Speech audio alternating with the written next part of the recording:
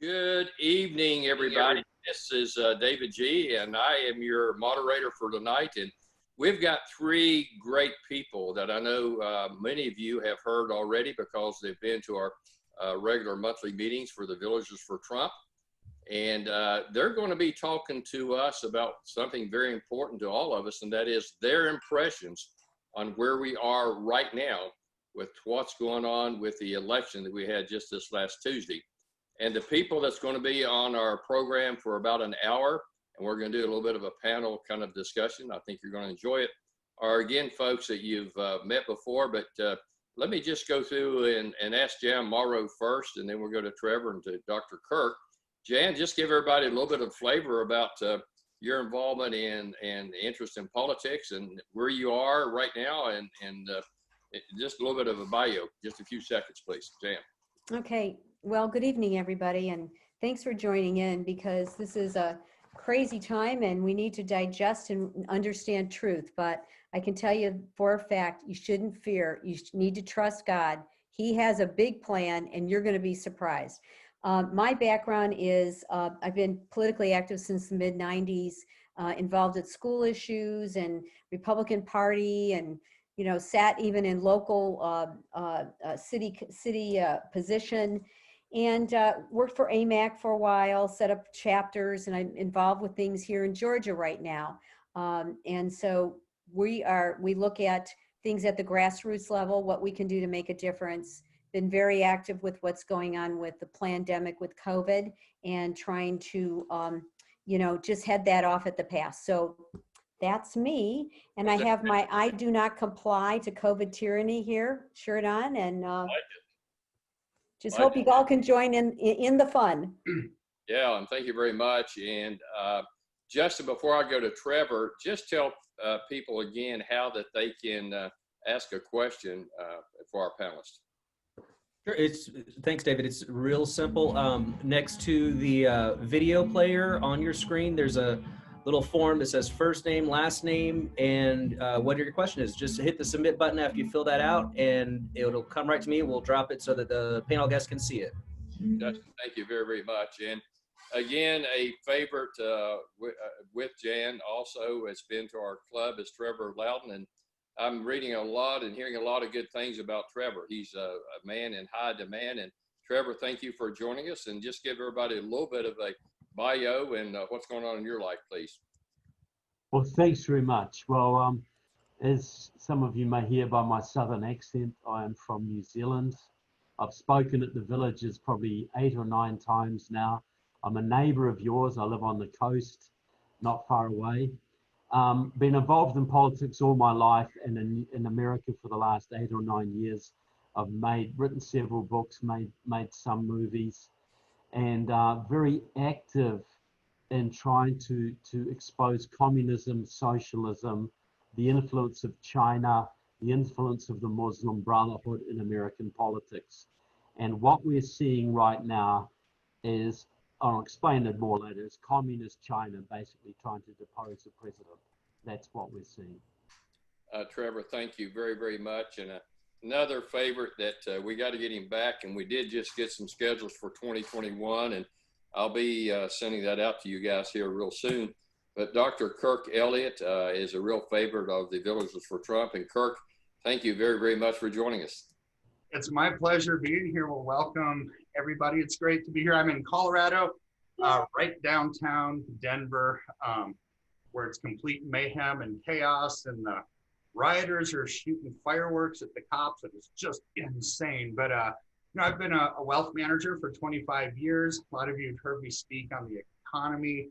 I advise CEOs all over the country on growth strategies, own a couple of companies myself. And just recently, when a lot of the conservative columnists and media people got deplatformed for speaking the truth, a new conservative network has come up, AmericanMediaPeriscope.net. And I'm going to be having 2 weekly programs on that network starting in the next week or 2. So hopefully you can all watch. It'll be great. But I'm glad to be here tonight. David, thanks for having me. Kirk, thank you. And we want to be sure, and you all help me be reminded of this, to make sure that any of your contact information programs, Kirk, that you're doing, that we get the information out, and just give us a shout about where people can go. We'll make sure we get it well publicized. So having said that, I just, again, my phone burns up every day, and, you know, we're just going to talk about what's going on right now. And apparently, and you know, let's just go in whatever order with our panelists, Jan or Trevor. If you want to jump in, but try to limit your comments to about a minute or so we can go to others. But apparently, I just got a text that says Donald Trump just now is saying that there's going to be a lot of litigation going on. He said they've cheated on the mail-in ballots. They have a lot of evidence on the criminality of Pennsylvania, Detroit, and apparently a couple other cities here. And apparently that he just came out with that just recently. So Kirk, since we got you on the screen here right now, give us your take on where we are in the electoral process and what you think could happen next. You know, looking at it, and some of my really, really good friends are President Trump's faith advisors, and I talk to them every single day, and kind of getting a glimpse of what they're looking at. They believe that they will win Georgia. They believe they will win North Carolina. They believe they will win Pennsylvania. So that's the big three that you have to have. But then you have to have one of the others. You have to have Nevada. You have to have Arizona, which they called too early, because Maricopa County is getting now on the mail-in ballots 59% Trump ballots coming in. And so if they keep that up, they might switch it from blue to red, which would astound everybody. But you know what? When you get in Michigan, so dumb, 138,000 mail-in ballots one morning, and 138,000 of them are for Biden and 0 for Trump, it's mathematically impossible. It's like, if I were evil and trying to trick somebody, wouldn't you do like 28,000 for Trump and like 100 and something thousand for Biden? What is up with that arrogant pride? It's like they got caught and Trump's got proof, and this isn't over until it's over. And I think by the end, Trump is going to win, because the collusion and the truth always is known in time. All right, Trevor, if we talked off before we got on about betting odds right now, and the betting odds are only putting money at like a 10% chance of Trump winning. But if you had $100 right now, how would you allocate that for betting odds that when this thing is adjudicated, Trevor, and why? Who would you put your money on? I'd put it on Trump at about 70-30 right now.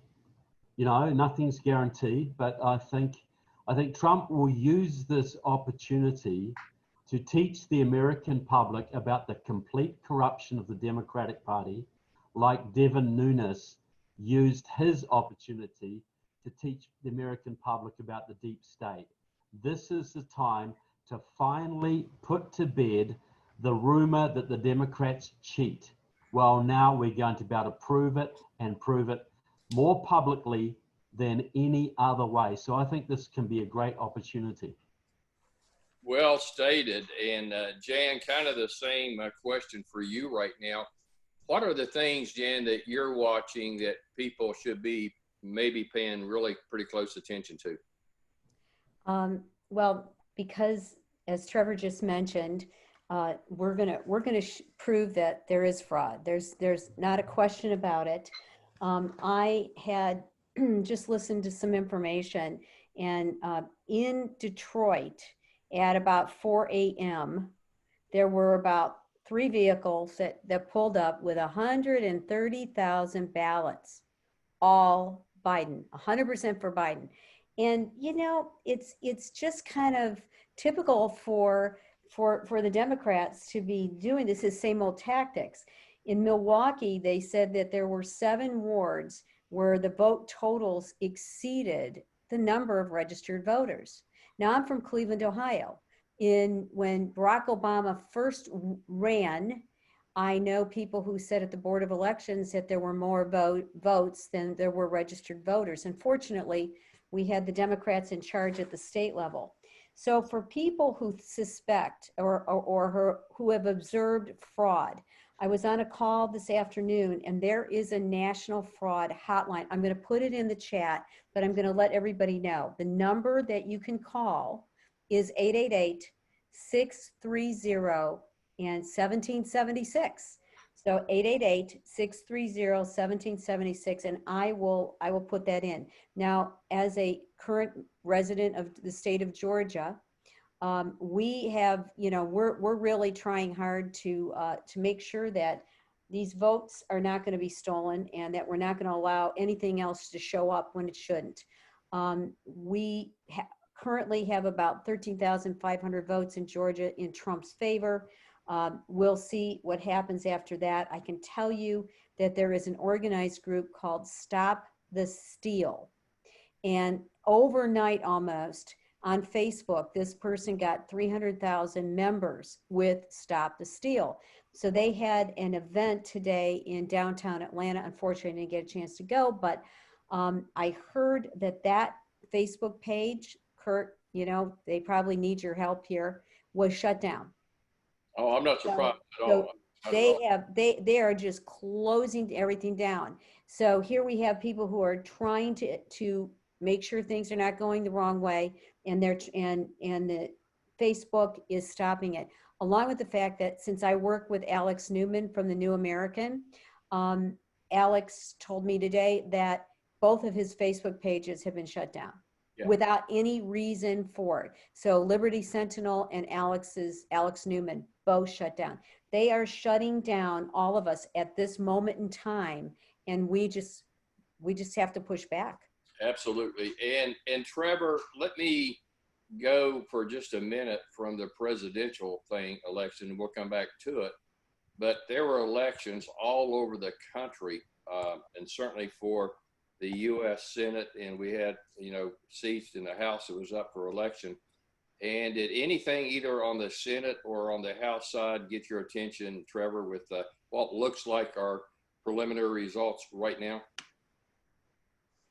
Well, John James was winning the Senate race in Michigan until today.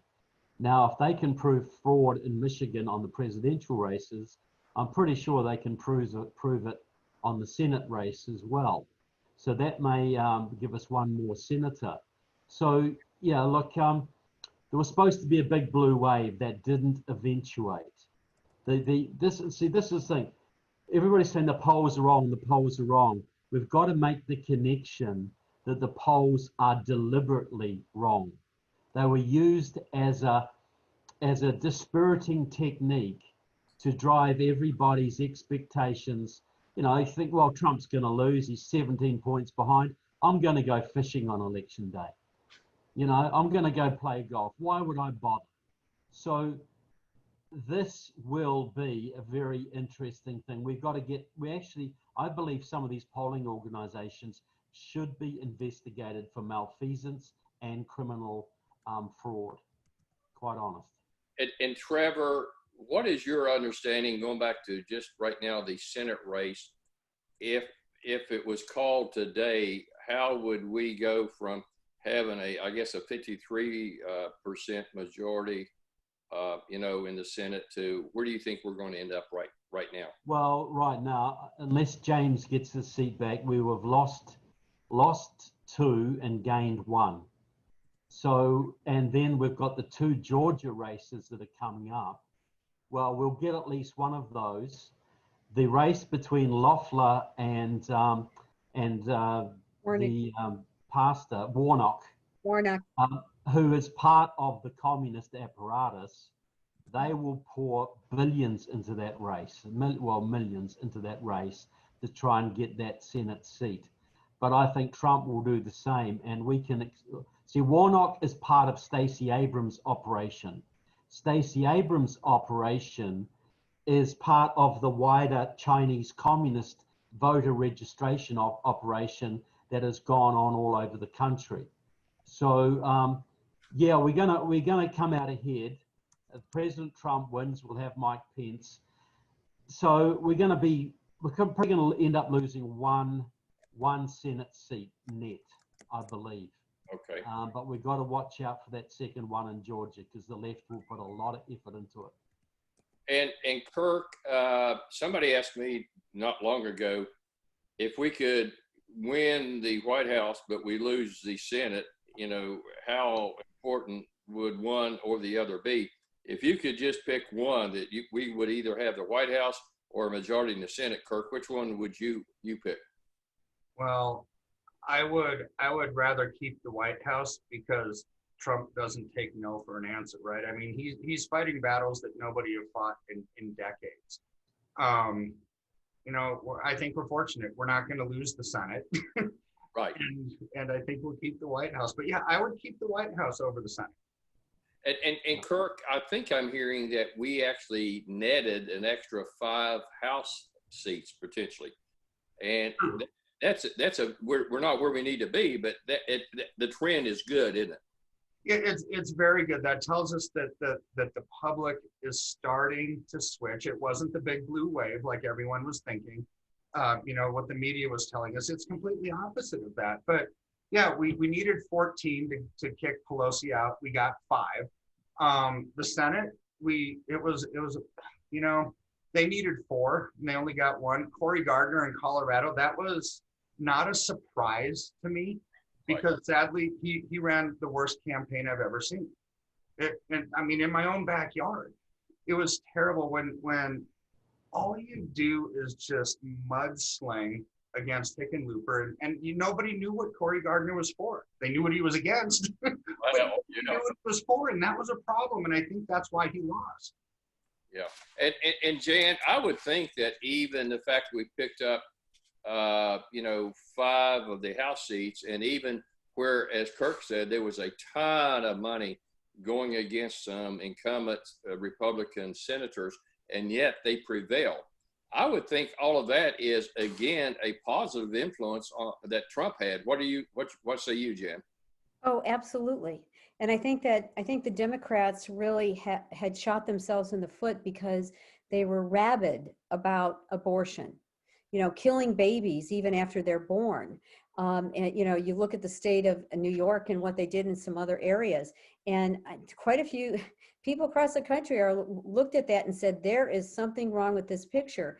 And so the women that are now in those seats, going into those newly elected seats, they are pro-life.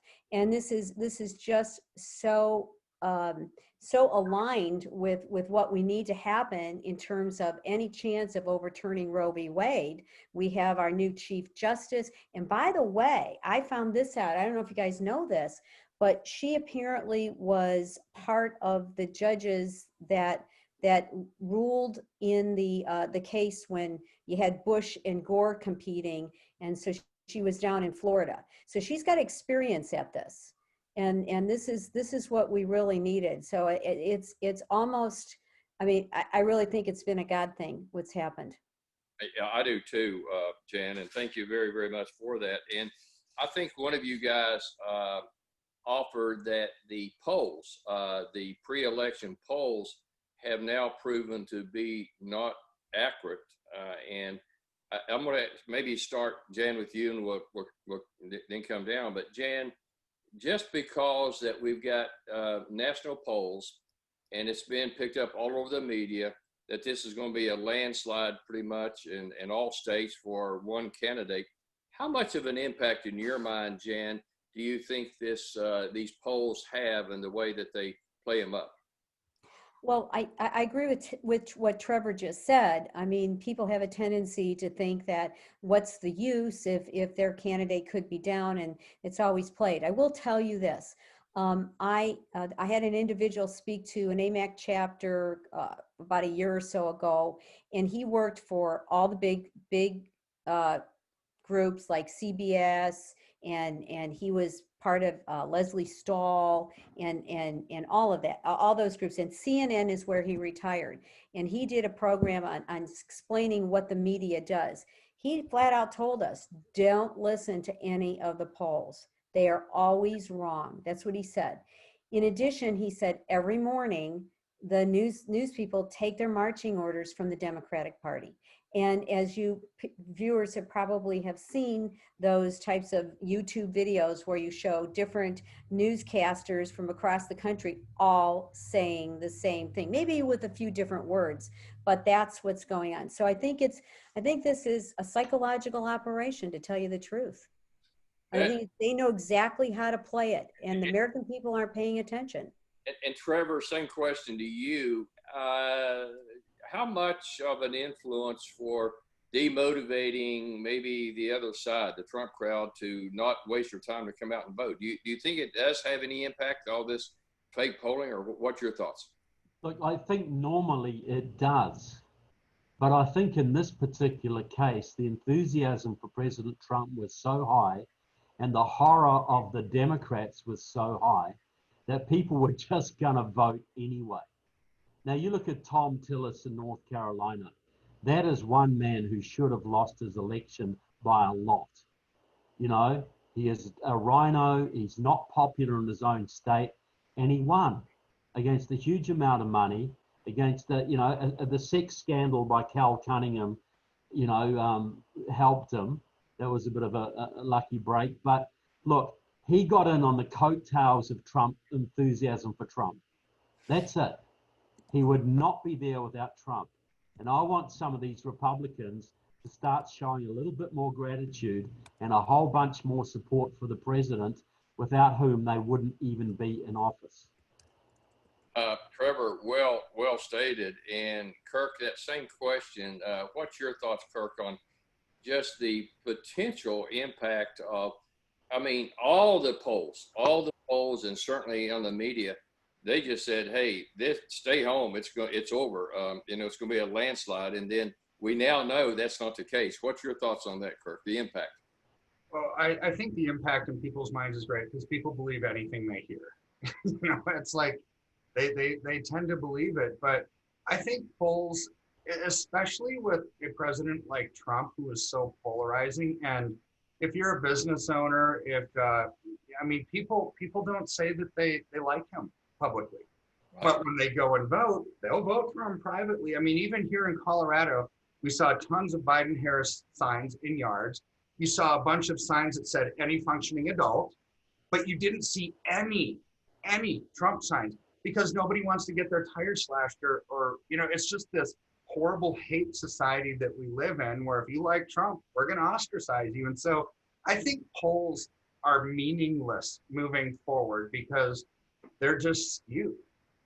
And Kirk, I want to toot my horn here a little bit for a couple of reasons. Number one, I have watched here in Central Florida where we are and with our membership, and the president himself came down here not too long ago, and he's very aware. Matter of fact, he said publicly that he appreciates the support he's getting from the villages where we live.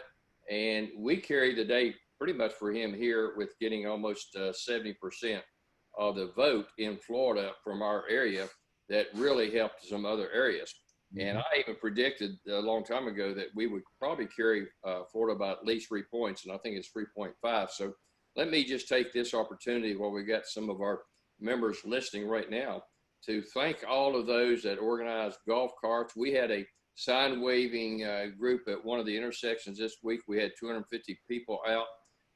Last night we had an event. We had Fox News come out and cover our event, post-election type thing. So our members really have worked hard. So let me just again use this as an opportunity to thank all the villagers for Trump, and our group is growing, and we've decided no matter what, we're not going away. So that is good news. We're going to be around after the election and go from there.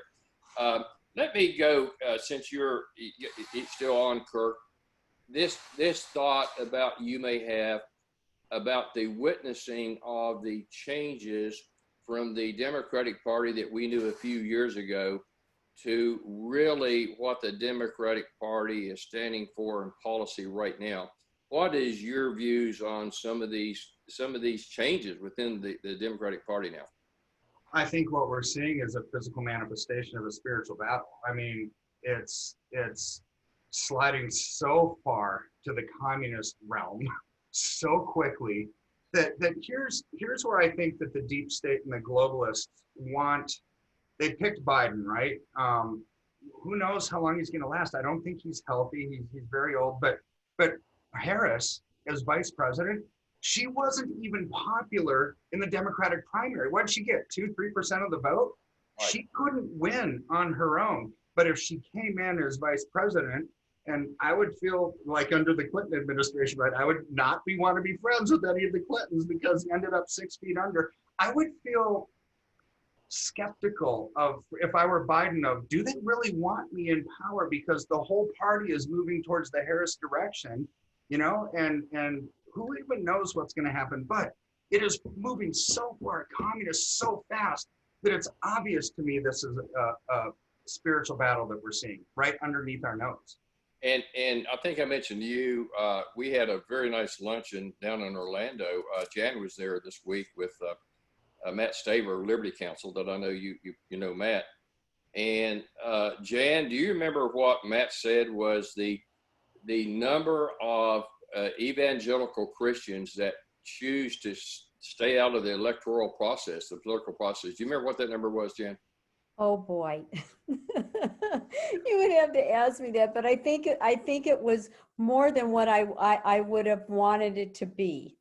Was it like 50%? I think it was. Kirk, do you know what that number is? Have you heard any numbers, Kirk? I don't know it. Sorry. Yeah. I think it was about 50%. Here's what I'm going to tell you what Barna did research on over the years. Well, let's just talk about the Christian in the churches. They say maybe in the churches you have 50% of those individuals who are registered voters. So you got half the church who are registered voters. They're not even involved with the process. Of that 50%, you have maybe 30% who are actually voting. So there's where we have the major disconnect. And I think Matt brought to light that reality. But what hit it home is when he talked about the persecution that is happening right now across this country with pastors and churches, and that because this is happening because those people are not voting. They don't understand that it is not just something to do. It is their sacred duty and obligation, because God gave them this country here where we have the Constitution and the freedoms, and the government is supposed to stay away, and unless they get involved, the government takes over, which is exactly and Jan, what's I think happening. you articulated very well the fact that most of the evangelical churches right now, their members really have been taught, for some reason, you don't mix politics and religion. So therefore, they don't even bother to get involved in looking at the candidates, their positions, their policies, and even bother to get out and vote. And Trevor, just looking at the two candidates that we had this time for running for president, just on policy, how would you basically contrast the two on policy, not personality, but on policies, the vast differences of choices that people have between the two candidates, Trevor? Well, look, you know, we got this myth that Joe Biden is a moderate, old-fashioned Democrat. Joe Biden has been on the hard left his entire political career. He opposed Reagan when Reagan was trying to fight the communists in Latin America. He was avidly pro-Soviet. He worked in the interests of the Soviet Union and China and Iran his entire political career. He's the most anti-American presidential candidate, even worse than Obama in many ways. So Trump is a patriot. He's not a perfect man, but he is a great man. He loves the country. He wants freedom for America, and he wants to leave a legacy of a much better country. He's very results driven. He wants to see real improvement in real time, not just talk about things, do stuff. So, you know, Trump believes in America. I don't always share all his tactics. I don't always agree with everything he's done, but I absolutely agree with his direction. And we haven't had a strong patriot like that running the country, I believe, since Washington. you know, and I put him above Reagan when he's on a good day. I think he'll get more done than Reagan in his second term. Trevor, that's a very powerful statement. And Jan, I want to come back to you on this church question a little bit, Jan, and your opinion on what's it going to take to get the churches to come out of the closet and get involved in trying to protect our rights. And you're involved, Jan, with a ministry called Salt and Light, and I think they put out a voter's guide, a side by side, showing the differences between the Democrat and the Republican platforms and those running for president. And Janet, as I recall, Jan, they're very different, right? Very different. Right. It's stark. It's night and day. And there are churches right now that have taken that to heart, and they have offered that comparison to people at the church wanting to register to vote. Some of the churches are bold enough to do that, and giving the people the comparison there. And one of the gals I know in your neck of the woods, she does this on a regular basis. She shared with me that people have come back to her and said, "Thank you so much.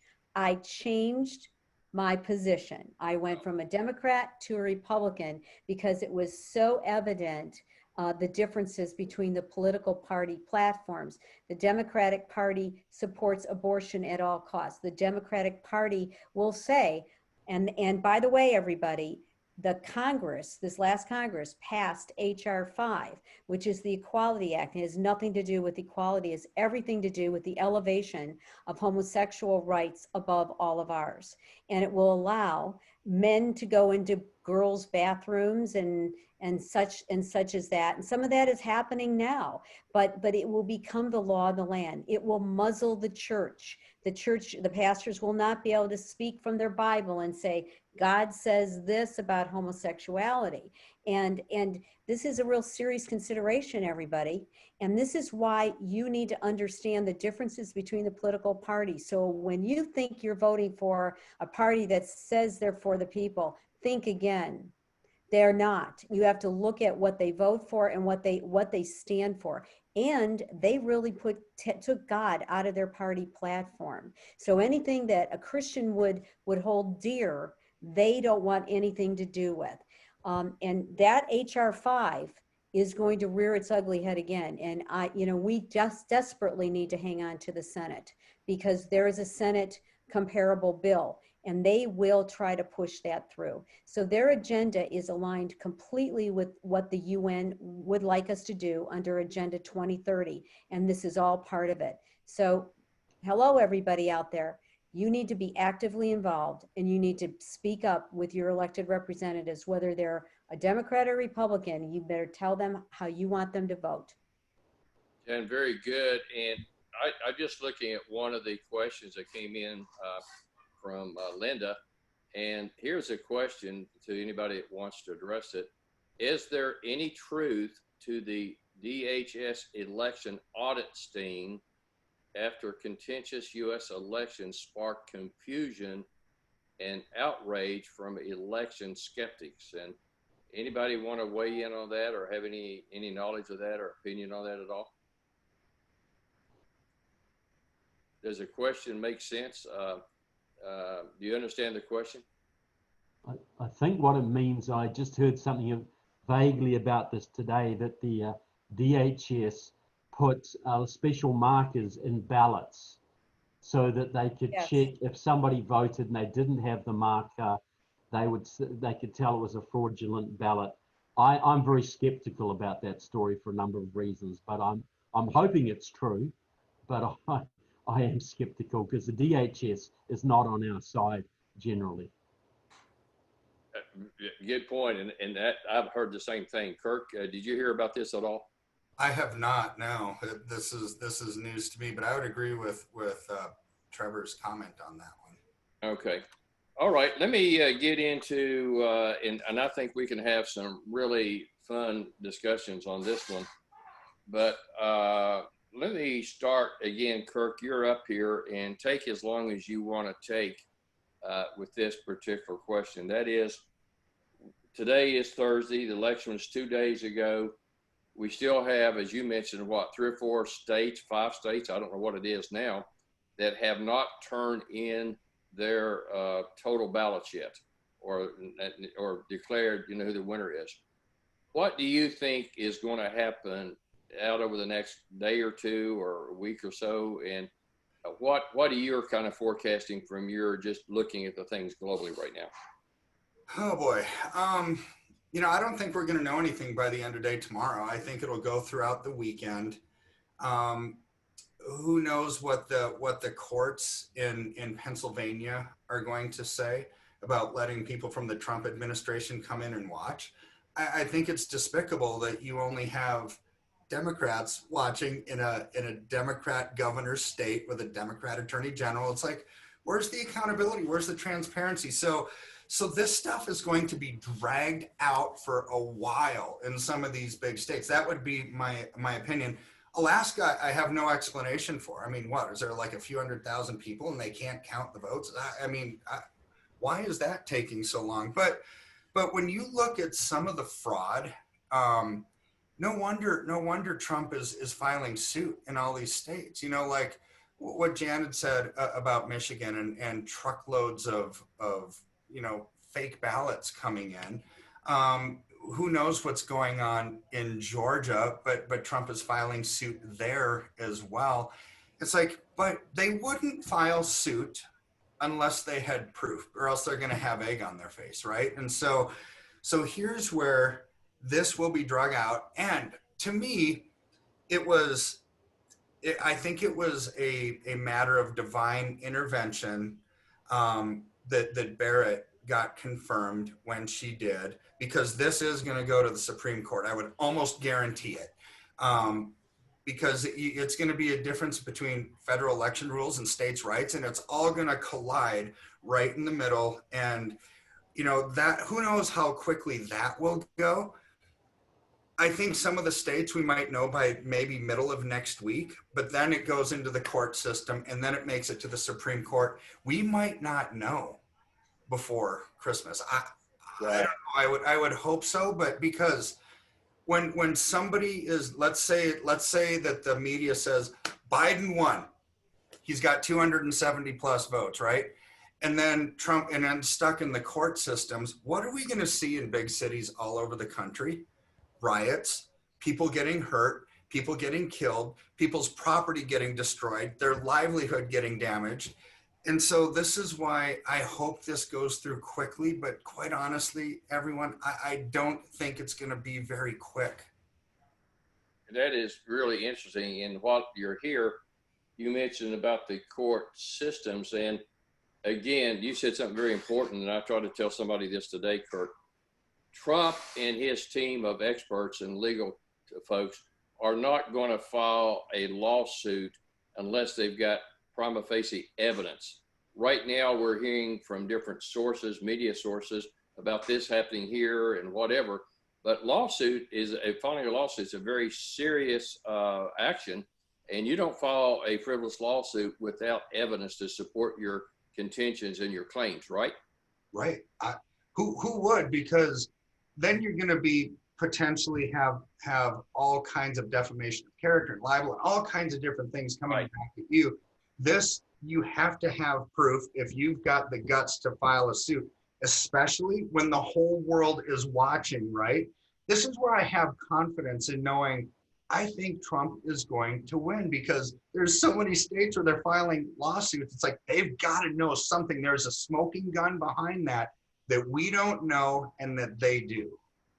Very well stated. And let me go to Trevor. Trevor, the same question I just gave to Kirk. What's your thoughts on those issues? Yeah, I think it's going to be dragged out. The Democrats, I think, have gone all in, and they know if this stuff gets exposed, some of their people are going to go to jail. So they've just got to keep the lid on this conspiracy. I think the violence is going to start seriously this weekend. That's what I think. I think the left are gearing up for it now. They're calling it protect the vote.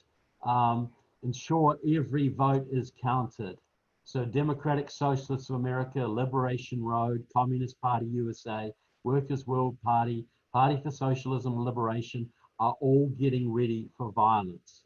And they're going to say, this is democracy. We're protecting democracy. And so the quicker this can be resolved, the better. And I hope President Trump takes very resolute federal action, not local action, federal action against these violent people. And that will earn him a lot of brownie points amongst the public, I would think. Yep. And Trevor, I want to think that there were some outbreaks of violence today where people are saying, count every vote, count every vote. And what I don't know, which side is really doing, protest or saying, is that our side or is that the other side right now? I don't know. The other side, but count every vote is the left-wing slogan. If they're saying that, they're the communists. And so, but what they want to do is have our people out in the street and provoke fights with them and blame us. Right. So our people should be out in the streets. They should be making their presence felt, but they've got to show maximum restraint, absolute, total iron discipline, because the left are going to try and bait them. And you know what side the media is going to come down on if there's any violence. So, that's going to be the next challenge for the president while he's dealing with the election, if that's not enough for him. Hey, Trevor, you said something really amazing. So their slogan is every vote counts or whatever, right? Yeah. Like count every vote, protect the vote. Yeah. Yeah, I mean, it's semantics, right? Because words matter. And where Trump wants every vote to be counted, but only every legitimate vote, where the left wants every vote, even the fake ones counted. Yeah, so these semantics that are being played, this is where, David, when you were talking earlier about, do people believe the polls? People believe what they hear, right? Trump wants every vote to be counted, just legitimate ones. That's what the left are saying. Trump doesn't want the votes counted, because Trump said we got to stop counting the votes. He meant counting the votes that came in late, illegal votes, but they're saying, Trump said all Mexicans are rapists. There are good, he supports white supremacists. They get a sentence and they twist it to the opposite meaning, and that becomes their new slogan. So they are out protecting democracy because we want every vote counted. Trump is anti-democratic because he doesn't want every vote counted. This is the line they are pushing. And this is how they'll justify their violence. And this is how the media will justify their violence. Very good. Jan, let me go to you with that same question. I like the way you guys are bantering back and forth. That's good stuff, Kirk, and thank you very much. Jan, same question. What do you see how all this is going to play out and when it could all get played out, Jan? Wow, that's a good question. I just want to add one addendum to what Trevor and Kirk just talked about, though. And I like to say, what about us? What about us, the legitimate citizens of the United States, that our votes are going to be just disenfranchised because of illegitimate votes? I think that's where we need to be speaking up and saying, not every vote, only legitimate votes. And that's where I think I'm incensed to think they would count every vote, because I know you don't take 130,000 ballots and bring them in the middle of the night and they're all for Biden. That's not that's clearly fraud. Yeah. I mean, it's on like the nose on your face. So getting back to what's going to happen, I think that President Trump is going to prevail. And do you know why I think so? Because it's been prophesied by more than one person. Kim Clement in 2007 prophesied that Donald Trump would be the trumpet. He would be the president of the United States. He also said he would have 2 terms, not just 1. And he's not the only one.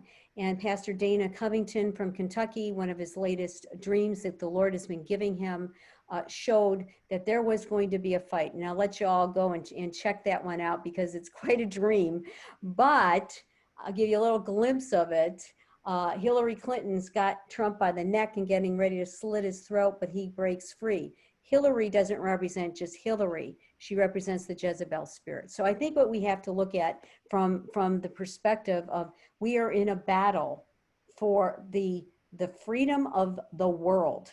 If the United States goes down, the rest of the world goes down and the Antichrist system comes in. So right now we pray that the Lord will give us 4 more years at least of Donald Trump, so the church can better get busy. And their job is to go out and preach the gospel and make disciples. Because in Revelation 14, it says that the angel said to Jesus, take your sickle and reap. And this is reaping time, everybody. And that's what it's all about. It's all about his plan that involves each one of us. But if we go under a Biden administration, we will have the communist Chinese here. And we will not be able to accomplish. So my belief is everything that the Lord has established. And you know, he says that when you hear the word from God, from the prophet who has actually been accurate, we need to believe it. And I believe it in Amos chapter 3, verse 7. It says, God reveals his purpose to his prophets. We need to understand that. And with that thought in mind, we can't look at what is right in front of us right now. We have to look to see, what does God have to say about this hour in seeking his face. So I believe that the Lord will prevail, because he said there's going to be a harvest. And knowing what has to be in place to accomplish that, I believe Donald Trump will become the next president once again. And we just better get busy with that. I listened to Morrow earlier today. Sid Roth had interviewed him, and he said something interesting. He feels that God is giving us great mercy right now. He said, because, you know, with Donald Trump, he says that actually God is exposing what has been happening, what the enemy has been doing for a long time in elections. God is exposing it, and the courts are just going to be ripping this apart. So in a way, you know, it's something that we never thought would happen. Mario also had a word from the Lord, and I'll put it on the chat. Bottom line, he said that, you know, God is saying that, you know, things are getting shaken, but his plan is going to prevail. And that's what we need to be looking at. And he said that the Lord said that he's doing something new that we have never seen before. He's doing it this way, so we will know that it is God who has brought this miracle, and we did not do it ourselves. We cannot take credit. We will bow down and worship God for his stunning intervention. Satan has stepped up to attack the church, to rattle her faith. This is a moment of intimidation where the enemy wants us in confusion and fear. But God is speaking by his Spirit directly to your heart. He is telling you not to fear. He's telling you that he has got this. You must hold on and reject all vain imaginations that Satan is trying to put in your head. Those of us who are the remnant of God must enter into the chamber of God's presence and let this storm pass. To be sure, there will be a powerful judgment from God, because he is going to topple the arrogant villains. So that's part of what he said, and I agree with it. So I'm going to place my faith and trust in the one that is the author and finisher of my faith, and Jesus Christ is him. And he's coming back, but not till after the harvest happens. Jan, good comments. And Kirk, don't know if you know this about our state here in Florida, but well, I know you know we got a great governor, good friend of President Trump. He travels a lot with Trump, and that's Governor Ron DeSantis. And we have a good Florida, House and Senate, and so we can get a lot of things done here. And in fact, unlike a lot of states, and probably even unlike Colorado, our governor has approved that churches can, in our state, come together. They can determine the rules they want to have about social distancing or whatever. But he says right now, if the churches want to come together, everybody comes in. They don't have to put on their mask, and they can pack it out. They can do it. But yet, what I'm watching here, Kirk, is the number of churches in the state of Florida that's not even meeting yet. What's it like in Colorado right now with the churches and attendance? There's very few churches meeting. I go to a church of about 15,000 people. They have about 5 campuses, and just 3 weeks ago, we were able to open up because none of the churches are actually in downtown, Denver proper. They're all in the suburbs, and so a little bit different. But Denver County, they just limited even the number of people outside could be no more than 5. Wow, really? Oh yeah, so it's crazy, and I know our Democratic mayor of Denver, and actually he's a friend of mine. And so you know what, because I'm a good bridge builder with people on both sides. Good. Yeah, and it's like, you know what, you focus on what you have in common, people, rather than how you're different, and watch how things start to get done. But this one is just crazy to me. So most churches in Denver are not meeting. Some of the ones in the suburbs are, but imagine, big church like mine, you have to sign up the week before. You have to do all these different things and register, and you can only have 250 people in each service. Well, they're big campuses, right? I mean, it's almost like it's empty, but I am so thankful that even with that, we're so hungry to congregate with other believers, right?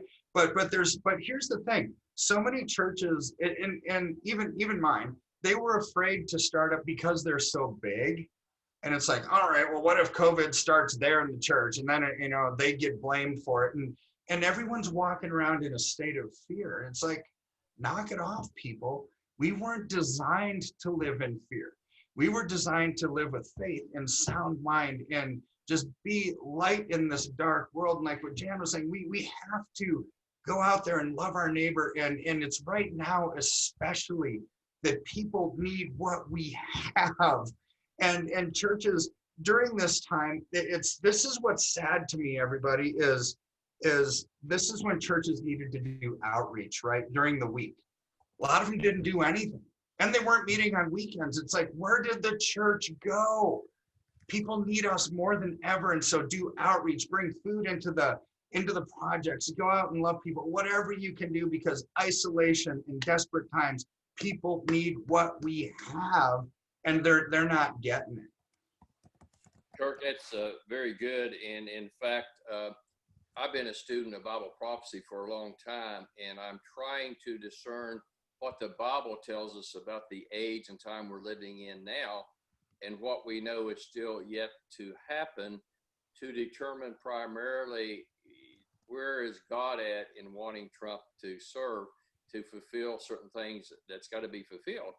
And I don't know, Trevor, if you watched what Trump has done with trying to get peace in the Middle East, but he's reached out to several countries around Israel right now and has talked about peace agreements that will enable countries with Israel to engage in commerce and to have guaranteed peace and safety. And that is a forerunner, I think, to what the Bible says will be a national peace treaty that's signed by somebody like the United Nations. But are you watching any of that at all, Trevor, from a perspective of... Yeah. Look, I'm not an expert in biblical prophecy. I see that Trump is going out there. He deserves the Nobel Peace Prize. Wow. Because he is going out. Even Sudan now is signed on to peace with Israel. So he's trying to do all these things. He's also trying to build an anti-China alliance around the world to basically topple the Communist Party of China, do to them what Reagan did to the Communist Party of the Soviet Union. So from a secular point of view, he must be re-elected. But those who are more, up to date with biblical prophecy, I'm sure you can give me a lot of reasons too why he needs to be re-elected to fulfill those prophecies. But yeah, he is the peacemaker. He hasn't dragged America into any new wars. He's negotiated peace deals all around the world, and he's done it using diplomacy. But everybody knows he will back up, like Reagan said, or Teddy Roosevelt, I think, said, speak gently but carry a big stick.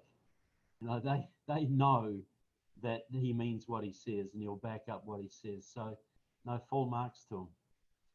Jan, if you had to pick one or two items that would scare you the most from where you live, and you know you're on top of the geopolitical stuff, but one or two things that would scare you the most about a Biden presidency, what would they be, Jan?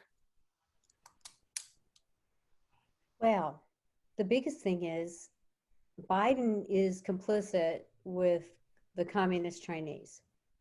And that would mean a totalitarian takeover.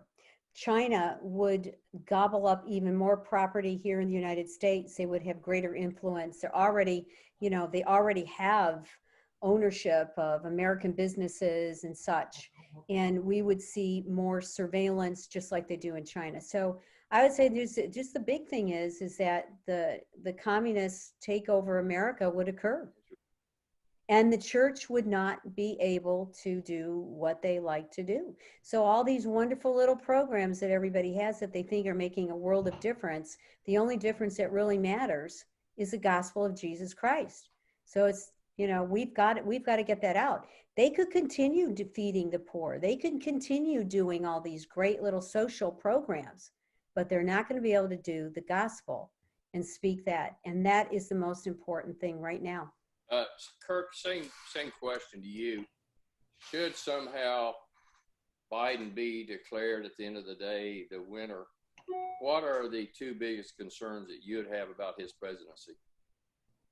Well, let me start by saying I've talked to a lot of evangelical leaders, and they're just like destitute. They're just so despondent. It's like, oh my word, if Biden wins, life's over, and just morbid. And it's like, you know what? If Biden wins, you know what I do? The next day, I get up, I go to work, I do what I do. We're not going to like it. It's not going to be that comfortable, but we have to move on, and we have to be light, because he wins, America's going to need what we have even more, right? So asking me what are the two things that scare me the most, it's like, there's so many to pick from, but I would say payback time, right? I think that's the general thrust that they're going to take. It's like Trump took so much of what we wanted away, and when he's draining the swamp, and it's payback time. And to me, number one would be the attack on religious freedom.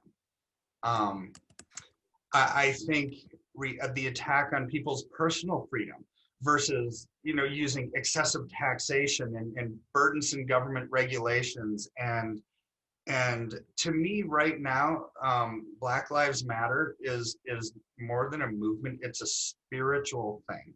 It's, it to me is a religion. And it's one of the only religions in the world where you can't say anything about it. I could say stuff about Buddhism or Hinduism or Taoism or anything, and people say, oh, that's your opinion on it, blah, blah, blah. You say anything about Black Lives Matter, it's like off with your head. You can't say that.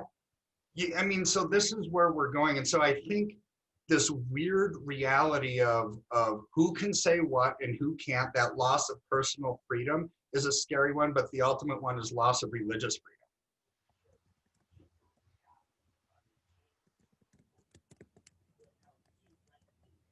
Where's David? I think I shocked him too much. Okay. David. Maybe he can't. Justin, is the sound on? Yeah, it's fine. It looks like he's frozen. I know. Take it easy, Okay. Kirk. Well, Kirk, I think you bring up some excellent points there, but it's so sad that people of faith are kind of dismayed and shaken, and it's kind of normal. But I'm an old intensive care unit nurse, and so I just kind of like say we just got to go for it. We just got to get in the game and charge up that hill. And we're ready to take the hill. Amen. Me too. Okay, David. I don't think he's there. Something happened here. He abandoned us. Do you want to address some of those questions while we have a little pause here, Jan? Yes, I think somebody said here, Okay, Mark Wagner says, if we lose the Senate but keep Trump, they'll try impeachment again. Trevor, what do you Yeah, think of course about they that one? will. Look, this, we got to understand, Trump walked into an almost completed communist revolution. All Hillary Clinton had to do was legalize 22 million illegal immigrants in the country and give them all citizenship and voting rights, and that was it. That was the end of it. So Trump walked straight into that, had no idea what he was walking into, I don't think, and has spent the last 4 years fighting it with varying degrees of success. And he gets elected again, the gloves will be off on both sides. They'll come after him and he'll come after them. And I'm telling you what, I'm backing him. So yes, they'll try and impeach him. That's why we've got to have the Senate. The other reason we've got to have the Senate is because if Biden is elected, he will completely destroy our nuclear ballistic missile system.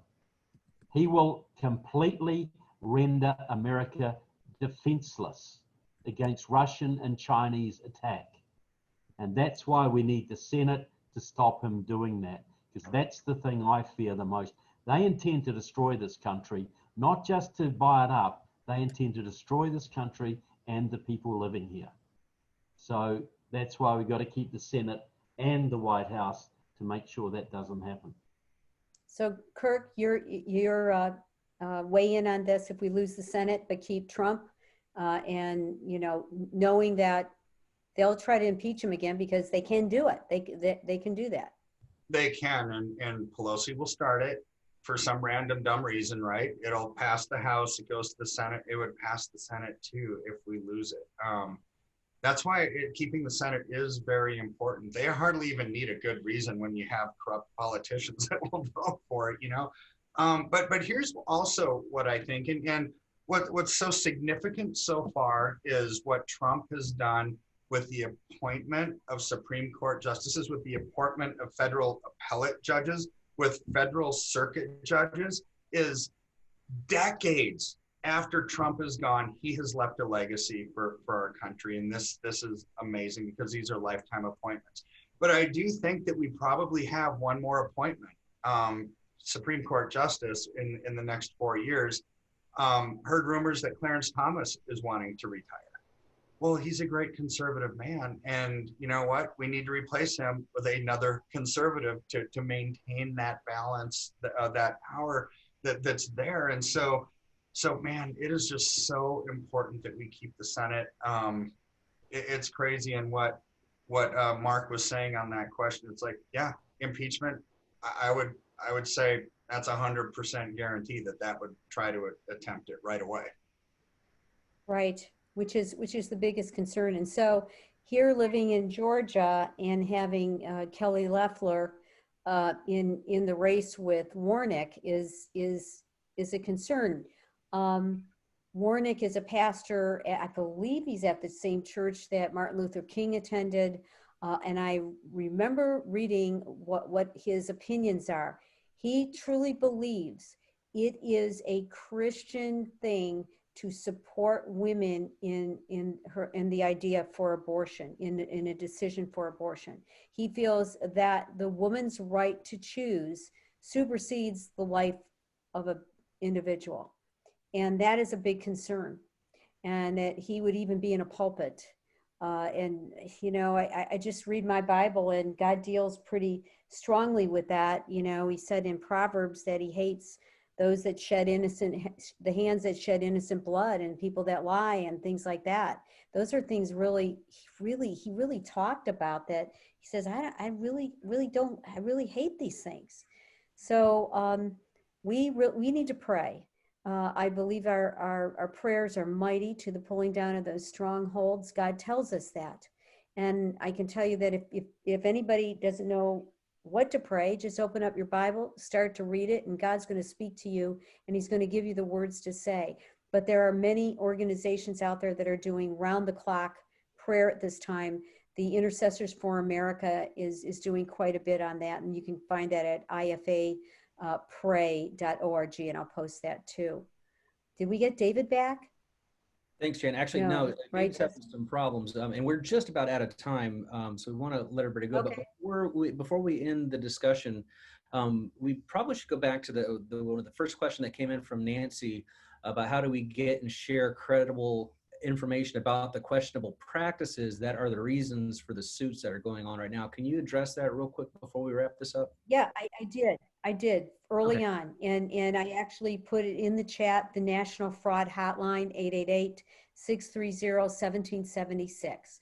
And if you think that there's anything going on in that regard, it's the National Fraud Hotline. And I sat in on a phone call with the GOP. So Now, that's what I think they're pushing out.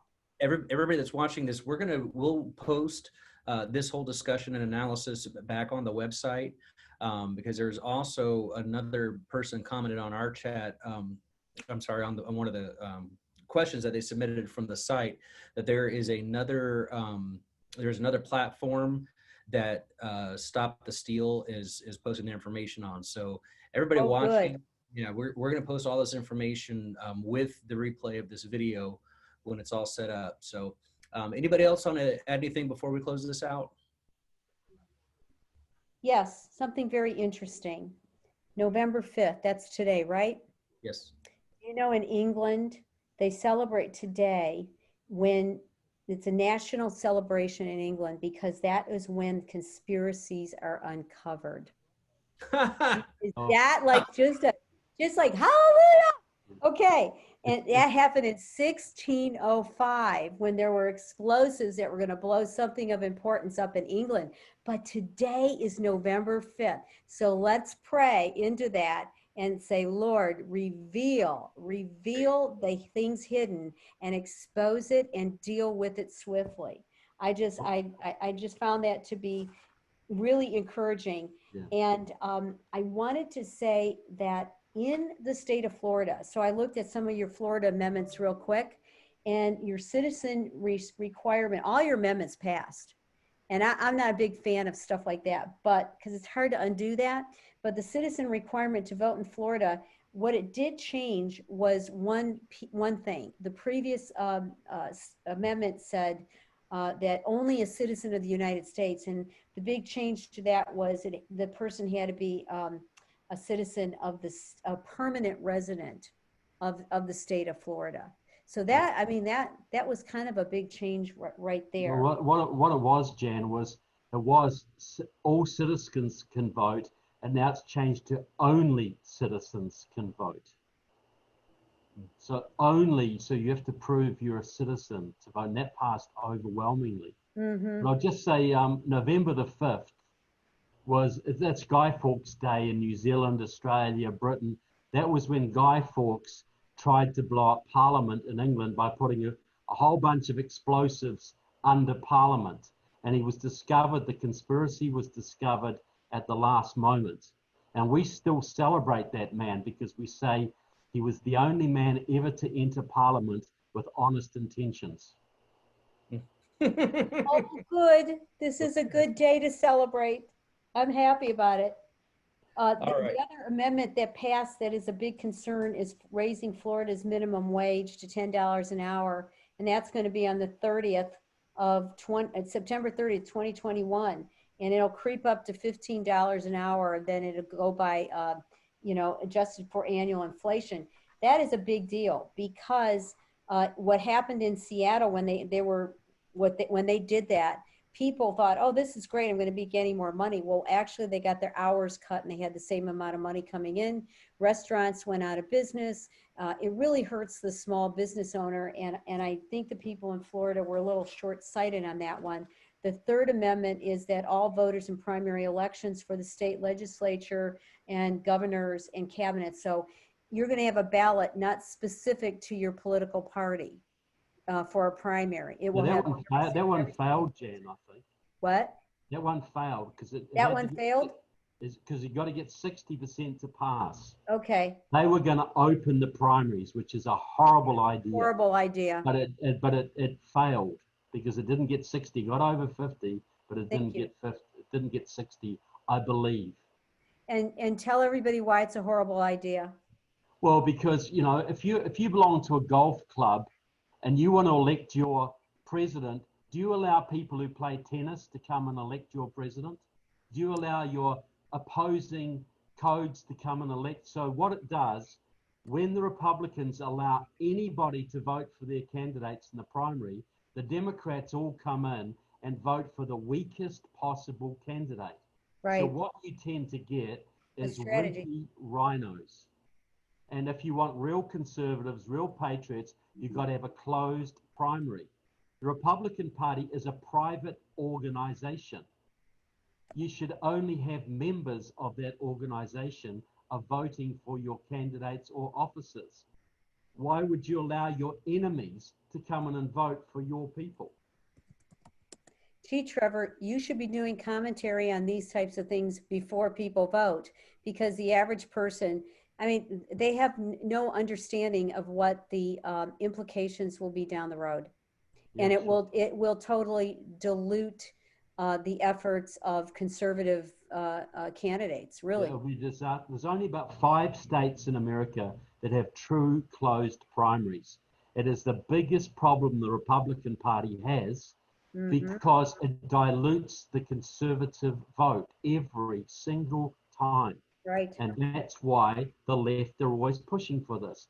We don't go into Democrat primaries and vote in there, but they will definitely vote in our primaries. And just on the minimum wage thing, it's very simple. If you put the price of something up, people consume less of it. If the price of tomatoes doubles, do you consume less tomatoes? If the price of cars goes, if the price of Toyotas goes up, but the price of Mazdas go down, what gets, you consume less Toyotas and more Mazdas. Well, you put the price of labor up more than the market dictates, people consume less labor. People hire less people. Very simple. In New Zealand, they put the minimum wage up to $12.50 an hour. Within 1 year, youth unemployment was over 25% when it had been under 10. So that's what happens. Well, but that is a plan in and of itself with the communists. They want that. They want people poor. They want people beholding to the government. And the other caveat to this right now, the purpose of the COVID pandemic was to cover up for a global reset. That if you go to the World Economic Forum, you are going to see Klaus Schwab try to convince you, because of something that was even not as deadly as the regular flu, is a reason to justify changing the entire global economy and workforce into the 4th Industrial Revolution. And the currency, right, Kirk? Mm-hmm. And the currency. The other thing it was designed to do was to destroy the US military budget. Yeah. And if you can destroy the US military budget, guess which country then rules the world? China will do it. They're poised to take over. That's what this is all about. So we have to be wise as a serpent and gentle as a dove, and we need to get active here and not let this happen on your watch. Very good. Take the hill. Good. Jan, we need to wrap it up. Okay. Trevor, Kirk, Jan, thank you guys so much. I think it was an excellent discussion. And thank you, Villagers for Trump members, for viewing it. And if you'd like to watch it again, it'll be up tomorrow. So thank you guys all so much. And we will see you all later on.